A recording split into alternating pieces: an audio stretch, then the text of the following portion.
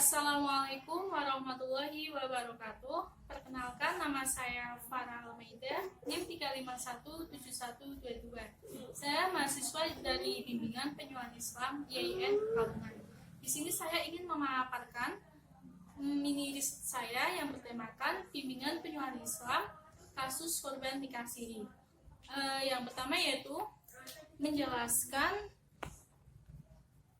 penelitian sesuai tema tersebut. Masalah penelitian sesuai tema tersebut yaitu pertama, menjelaskan pengertian pernikahan siri. Lalu yang kedua ialah menjelaskan dampak atau problematika dari pernikahan siri tersebut.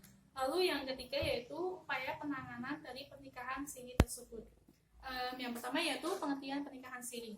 Secara bahasa atau secara etimologi, pernikahan siri berasal dari bahasa Arab yaitu az-zawaj as-siri, yang berasal dari dua rangkai kata yaitu az-zawaj yang berarti pernikahan dan as-siri yang berarti rahasia atau sembunyi-sembunyi. Jadi pernikahan siri tersebut berarti pernikahan yang dilakukan secara sembunyi-sembunyi atau secara rahasia. Itu secara bahasa. Lalu secara terminologi atau secara istilah, nikah siri yang dikenal oleh masyarakat Indonesia sekarang ini ialah pernikahan yang dilakukan dengan memenuhi rukun dan syarat pernikahan yang ditetapkan oleh agama, tetapi tidak dilakukan di hadapan pegawai pencatat nikah atau PPN sebagai aparat resmi pernikahan atau perkawinan yang tidak dicatatkan di kantor urusan agama atau KUA. Lalu pernikahan siri menurut beberapa pendapat para ulama, yaitu pertama ialah menurut ulama Malikiyah, nikah siri adalah pernikahan yang tidak dipublikasikan meskipun telah dipersaksikan. Namun dalam hal ini keberadaan saksi tetap dimintakan untuk tidak menyebarluaskan pernikahan siri tersebut kepada khalayak umum. Itu menurut pendapat ulama Malikiyah. Lalu seorang ulama terkemuka yang pernah menjabat rektor Universitas Al-Azhar di Kairo, Mesir, yaitu Mahmud Syaltut, dalam kitabnya Al-Fatawa menyatakan bahwa az-zawaj as-siri atau pernikahan siri merupakan nikah yang tidak menghadirkan saksi, tanpa pengumuman atau iklan, serta tanpa pencatatan mesti meskipun pasangan tetap berlangsung dalam status pernikahan yang tersembunyi. Lalu, menurut Wahbah Az-Zuhaili mendefinisikan nikah siri sebagai nikah yang oleh mempelai laki-laki atau suami diminta kepada para saksi untuk merahasiakan baik kepada keluarga, istri maupun masyarakat. Lalu, yang poin kedua yaitu dampak dan problematika dalam nikah siri. Dampak dan problematika nikah siri sangatlah banyak, terutama bagi kaum perempuan, bagi pihak perempuan.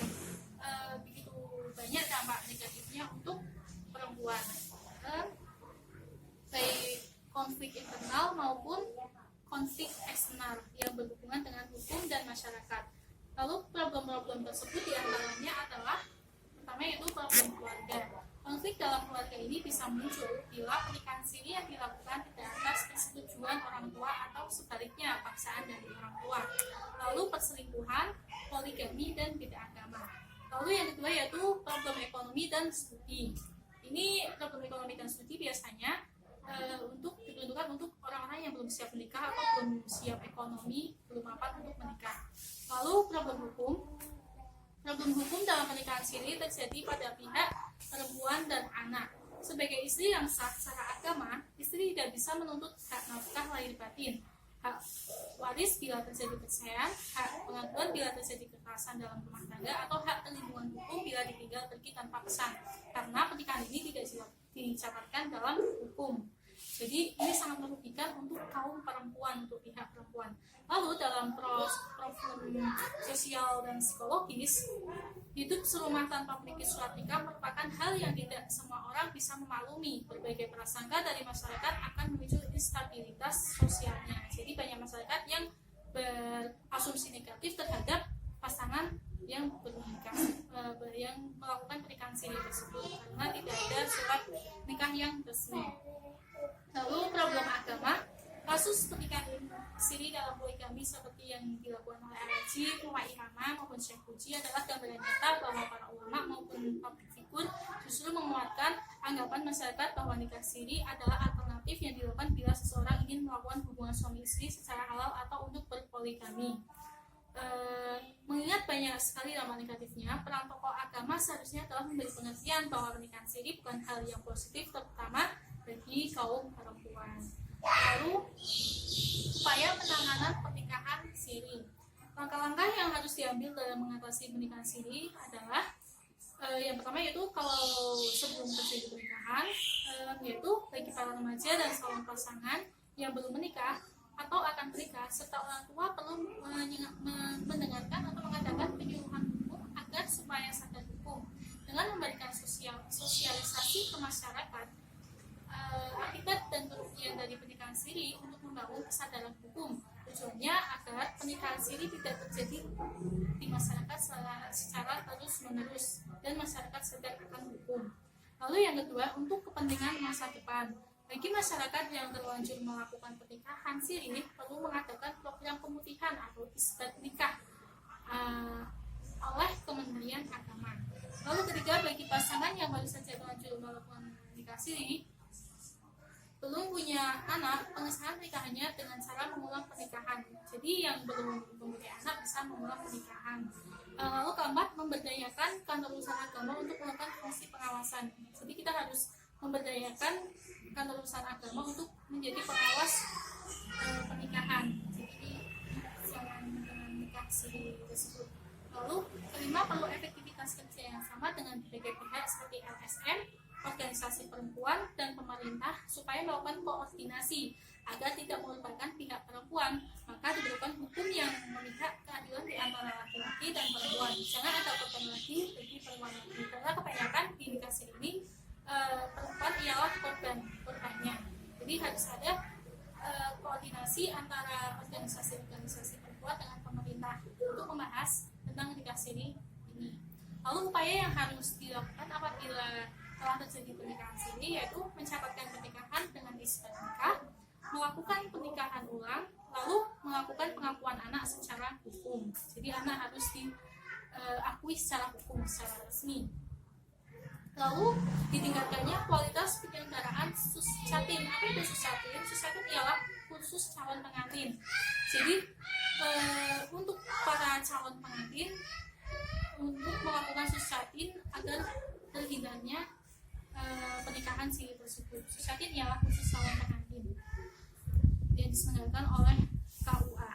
Terus lebih diperlonggar lagi persyaratan poligami agar tidak banyak melakukan pernikahan siri, karena kebanyakan pernikahan siri juga dilakukan oleh orang karena ingin berpoligami. Istri pertamanya dia setuju, lalu karena tidak ada persetujuan dari istri pertama lalu berpoligami. Jadi lebih diperlonggar lagi persyaratan poligami untuk menangani pernikahan siri. Lalu dari ini poin keempat, temuan penelitian utamanya yaitu menurut Undang-Undang Perkawinan UU RI nomor 1 tahun 1974 yang berbunyi pasal 1 ialah ikatan lahir batin antara seorang pria dengan seorang wanita sebagai suami istri dengan tujuan membentuk keluarga rumah tangga yang berbahagia kekal berdasarkan ketuhanan yang Maha Esa. Lalu pasal 2 ayat 1, perkawinan adalah sah apabila dilakukan menurut hukum masing-masing agamanya dan kepercayaannya itu. Lalu pasal 2 ayat 2, tiap-tiap perkawinan dicatat menurut peraturan perundang-undangan yang berlaku. Lalu titik dari saya tentang mini riset tersebut, sebaiknya jika ingin melakukan nikah siri, si suami harus mempunyai rasa tanggung jawab penuh dan bersikap adil kepada istrinya. Walaupun pernikahan mereka tidak tercatat dalam hukum, untuk mengurangi kasus korban nikah siri yang kebanyakan korbannya adalah perempuan. Lalu kritik saya yang kedua ialah untuk para perempuan, sebaiknya jika ada yang mengajak untuk menikah siri, sebaiknya dipikir ulang matang-matang, dipikir 1000 kali, karena mengingat problem-problem yang setelah menikah banyak, jadi harus dipikir matang-matang. Kalau alangkah baiknya kalau bisa meminta menikah secara resmi dan tercatat di negara. Lalu saran saya tentang mini riset ini yaitu perlu adanya sosialisasi kepada masyarakat dari pemerintah maupun pemuka agama akan dampak negatif dari pernikahan siri. Lalu bagi perempuan perlu mempertimbangkan kembali untuk melakukan pernikahan siri karena dampak hukum sangat merugikan pihak perempuan perempuan dan anaknya kelak. Lalu kesimpulan dari mini riset saya yaitu pada dasarnya pernikahan siri dilakukan karena adanya hal-hal yang dirasa tidak memungkinkan bagi pasangan untuk menikah secara formal. Ada banyak faktor yang melatar belakangi terjadinya pernikahan siri. Semua alasan tersebut mengarah kepada posisi pernikahan siri dipandang sebagai jalan pintas yang lebih mudah untuk menghalalkan hubungan suami istri. Lalu nikah siri karena tidak disadarkan para pegawai pencatat nikah atau PPN, maka tidak sah secara hukum negara, namun sah menurut hukum agama. Bila dilaksanakan sesuai dengan rukun dan syarat perkawinan, akibat dari tidak sahnya nikah siri menurut hukum negara dan karena tidak dicatat, maka perkawinan ini dianggap tidak sah, tidak ada, maka nikah siri ini sangat merugikan bagi istri dan anak. Lalu untuk perempuan-perempuan Indonesia, sebaiknya jika diadakan nikah siri, sebaiknya meminta dengan nikah resmi saja. Jika mau menikah siri, dipertimbangkan dengan baik-baik, dengan matang-matang, dan si suami harus bertanggung jawab penuh terhadap rumah tangganya tersebut.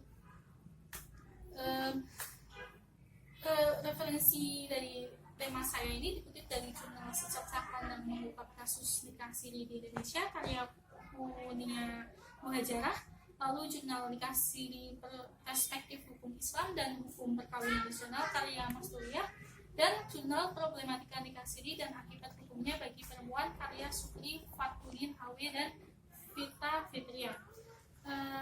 Cukup pemaparan dari saya.